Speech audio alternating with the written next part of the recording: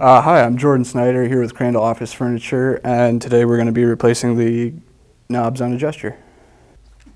So I'm just going to take a small flathead screwdriver, pry it under the cap,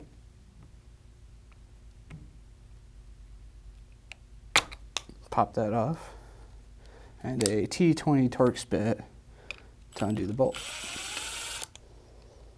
And it goes back the same way. And the cap just pops back on. Have a nice day. If you have any questions, reach out to us at crandalloffice.com, and thanks for watching. Thank you for watching this quick tutorial. If you found this video helpful, please make sure to click the like and subscribe buttons below. If you have any questions, don't hesitate to reach out to us at crandalloffice.com or on our Facebook page.